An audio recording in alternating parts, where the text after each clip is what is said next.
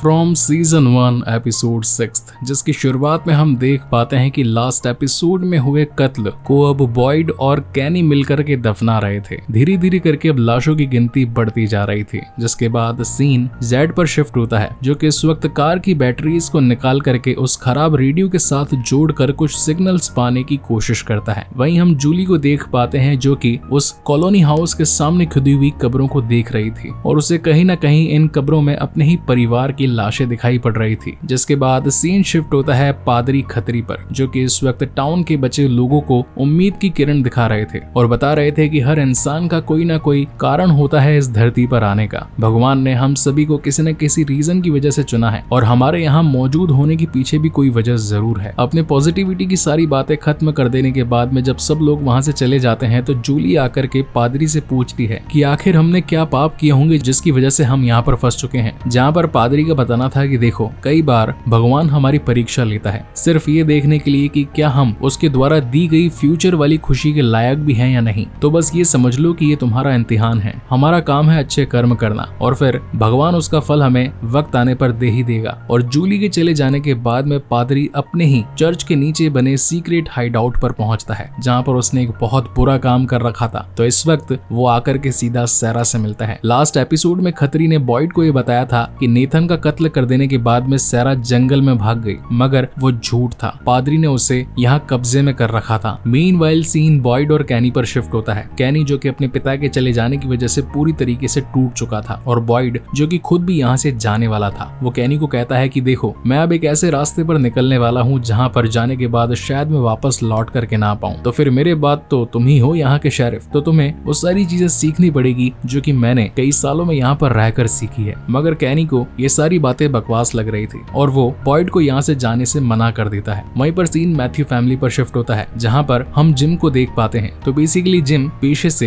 एक इंजीनियर था, उसका काम था थीम पार्क को डिजाइन करना। और अब जब वो यहाँ के तारों को चेक करने लगता है, यहाँ के प्लग्स को चेक करने लगता है, स्विचेस को देखने लगता है, तो उसे मालूम चलता है कि ये सब कुछ तो नकली है। तो आखिर नकली होने के बावजूद बिना इलेक्ट्रिसिटी के इस सारे बल्ब्स और ट्यूबलाइट्स चल कैसे रहे हैं। इसी बीच यहाँ पर जेड भी पहुंच जाता है, जो कि बताता है कि मैं पेशे से एक सॉफ्टवेयर इंजीनियर हूँ और अब तो तुम्हें भी ये बात मालूम चल चुकी है कि ये सारे तार, सारे स्विचेस, सारे केबल्स वगैरह नकली हैं। यानी कि इस टाउन को जानबूझकर ऐसा बनाया गया है ताकि सिर्फ हमें ही इलेक्ट्रिसिटी मिल सके। अगर यहाँ पर इलेक्ट्रिसिटी है तो जरूर सिग्नल भी यहाँ से बाहर जा सकते होंगे, तो हमें इसका पता लगाना होगा। जिसके बाद सीन यहाँ पादरी पर शिफ्ट होता है, जिसने सारा को कैद करके रखा था। वो उससे पूछता भी है कि आखिर तुम ये बच्चों के कत्लेआम क्यों कर रही थी, और मैं ये बात भी जानता हूँ कि उस दिन क्लिनिक का दरवाजा तुम्ही ने ही खुला छोड़ा था। जहाँ पर सैरा बोलना स्टार्ट करती है कि देखो, वो जो अननोन एंटिटीज हैं वो सिर्फ शिकार करना जानती है, वो कभी हमारे पीछे भागते नहीं है, सिर्फ चलते हुए आते हैं, क्योंकि उन्हें ये बात मालूम है कि हम कहीं दूर जा नहीं सकते। उन्होंने मुझे जरिया बनाया और कुछ काम करने के लिए कहे और फिर ये वादा किया कि अगर मैं उनका ये काम पूरा कर दूं तो फिर सभी लोग यहाँ से जा सकते हैं। इसीलिए मैंने उनके द्वारा दिए गए टास्क यानी कि उस बच्चे को मारने का काम किया। इसमें मेरी कोई गलती नहीं। अगर तुम भी मेरे साथ मिल जाओ तो हम मिलकर के यहाँ से बाहर निकलने का रास्ता ढूंढ सकते हैं। वहीं सीन जिम पर शिफ्ट होता है, जो कि जेड के साथ उसकी कार में से उसकी बैटरीज और कुछ केबल्स निकालने लगता है, क्योंकि उनका मानना था कि अगर अच्छी क्वालिटी की केबल मिल जाए तो फिर सिग्नल भेजने में आसानी रहेगी। वहीं दूसरी तरफ सीन शिफ्ट होता है डाइनर में, जहाँ इस वक्त टबीथा अपने बेटे ईथन के साथ में मैडम टियान से मिलने के लिए आई थी और वो बताती है कि मेरे घर में उन पुराने लोगों का कुछ कबाड़ पड़ा था, वो मेरी जरूरत का नहीं था, तो यहाँ पर बना स्टोर रूम जो है मैं उसके अंदर उस सामान को रखना चाहती हूँ। तो मैडम टियान बताती है कि हाँ, कई सारे लोगों का सामान उस पीछे स्टोर रूम में रखा हुआ है, तो जाकर तुम भी रख दो। मगर यहाँ पहुँचने पर टबीथा को एक बहुत ही पुराना ब्रेसलेट मिलता है, जो कि उसके पति जिम का था, जो कि आज से 15 साल पहले खो चुका था। मगर टेक्सास सिटी में खोने के बावजूद आज 15 साल बाद वो यहाँ पर कैसे आया, ये एक बहुत बड़ी गुत्थी थी, जिसे कि अब टबीथा को सुलझाना था। वहीं सीन जिम पर शिफ्ट होता है, जो कि इस वक्त जेड के साथ मिलकर के यहाँ के सबसे ऊंचे पेड़ पर चढ़ करके सिग्नल्स भेजने की कोशिश करते हैं। अब जेड जैसे कि पेड़ पर चढ़ना नहीं आता था, तो वो जिम से ऊपर जाने की बात करता है। तो जैसे ही जिम पेड़ पर चढ़ करके सिग्नल्स भेजने की कोशिश करता है कि तभी नीचे खड़े जेड को अनोखी चीजें दिखाई देने लगती है। उसके हाथों पर खून टपकने लगता है। ऊपर की तरफ देखने पर उसे मरे हुए लोगों की लाशें लटकती दिखाई पड़ती है। जेड पूरी तरीके से डर चुका था, वो वहाँ से भाग जाता है। उसे लोगों की चिल्लाने की आवाजें आ रही थी। इस वक्त वो खून से सना हुआ था और मानो वहाँ पर कुछ पुराने सोल्जर्स जो कि 1940s के टाइम के हों, वो आकर उस पर हमला करने लगते हैं। जेड पूरी तरीके से बौखला चुका था। लेकिन तभी जिम नीचे उतर कर आता है और उसे समझाता है कि यहाँ पर ऐसा कुछ नहीं हो रहा, कोई लोग तुम्हारी जान लेने की कोशिश नहीं कर रहे, सिर्फ यहाँ पर मैं ही मौजूद हूँ, ये सिर्फ तुम्हारी हेलोजिनेशन थी। वहीं सीन सारा पर शिफ्ट होता है जो कि इस वक्त पादरी को वही सारी चीजें बताने लगती है कि ये कांच है जो कि टूट कर बिखर चुका है, काफी सारा खून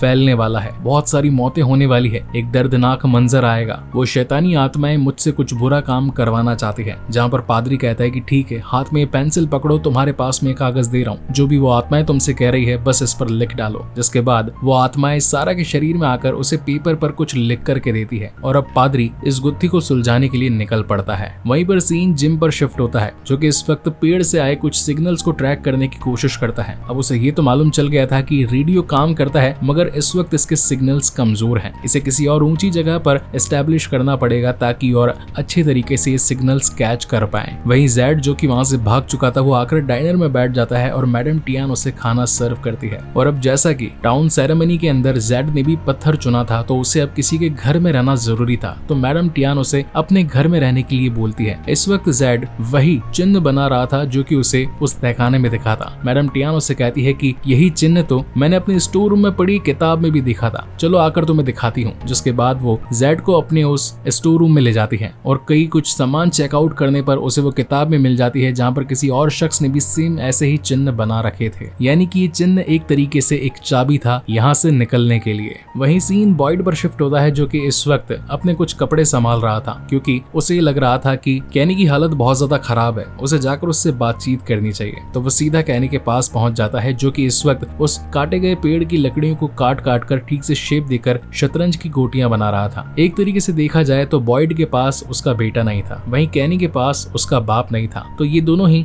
टाइम पास करने के लिए साथ में खेल खेलने का डिसाइड करते हैं। मीनवाइल जिम जब अपने घर पर पहुंचता है तो सोचता है कि आखिर इस घर में बिजली आ कहां से रही है, जरा तारों की कनेक्टिविटी तो चेक करूं। तो वो अपने पास की दीवार को तोड़ता है तो उसे नीचे बेसमेंट का रास्ता मिलता है। नीचे बेसमेंट में जाने पर उसे वो तार जमीन के नीचे जाते हुए दिखाई पड़ते हैं, जहां पर वो अपनी वाइफ टबीता को कहता है कि अगर हम जमीन को खोद करके इन तारों की कनेक्टिविटी का पता लगा पाए तो ये मालूम चल जाएगा कि यहाँ पर बिजली आती कहाँ से है, और अगर शायद उस जगह का मालूम चल जाए तो क्या पता हम भी बाहर निकल पाए। तो इसलिए ये लोग बेसमेंट में खुदाई करना स्टार्ट कर देते हैं। मीनवाइल हम फादर खत्री को देख पाते हैं जो कि उस पेपर में बनी हुई डिजाइन के थ्रू एक जगह पर खुदाई करने के लिए पहुंचता है और उसे वहां पर अपने ही द्वारा छिपाए गए 10 साल पहले के कुछ सबूत मिलते हैं। तो बेसिकली फादर खत्री जो कि पादरी बनने से पहले शहर में गुंडागर्दी का काम किया करते थे और जब से इस घोस्ट टाउन में आए तब से उन्होंने एक पादरी का काम शुरू कर दिया। और वो हैरान था इन सभी चीजों को देखकर क्योंकि ये सारी चीजें उसने तब छुपाई थी जब उसके आसपास कोई भी नहीं था। हो सकता है कि शायद आत्माओं ने उसे देख लिया हो और आज उन्हीं आत्माओं ने सारा के शरीर में घुस करके पादरी की पुरानी यादें लौटा दी थी। यानी कि अगर सचमुच उन आत्माओं की बात मानी जाए तो यहाँ से बाहर निकला जा सकता था। मीनवाइल हम बॉयड को देख पाते हैं जो कि कैनी के साथ मिलकर के बॉलिंग बॉल खेल रहा था, मगर जैसा कि हमने इसके सेकंड एपिसोड में देखा था कि बॉयड भी अपने एक हाथ की बीमारी से परेशान था, कभी कभार उसका हाथ यूं ही दूजने लगता था, इसी वजह से वो कैनी के साथ बॉलिंग बॉल नहीं खेल पाता। वहीं एपिसोड की एंडिंग में हम ये देख पाते हैं कि कॉलोनी हाउस के अंदर एक शख्स जो कि हर बार शाम होने से पहले एक छोटा सा फूल का गुलदस्ता दीवार पर रख दिया करता था और रात को एक मॉन्स्टर उससे मिलने के लिए आती थी उसी गुलदस्ते को लेकर। वो हर बार उसे कहती थी कि प्लीज मुझे अंदर तो बुला लो, मैं तुमसे इतना प्यार करती हूँ, क्या तुम हमारे प्यार को मुकम्मल नहीं करोगे। और इसी तगड़े सस्पेंस के साथ ये शानदार एपिसोड यहीं पर खत्म होता है। तो क्या ये मॉन्स्टर घर में आकर के उस प्यार करने वाले आशिक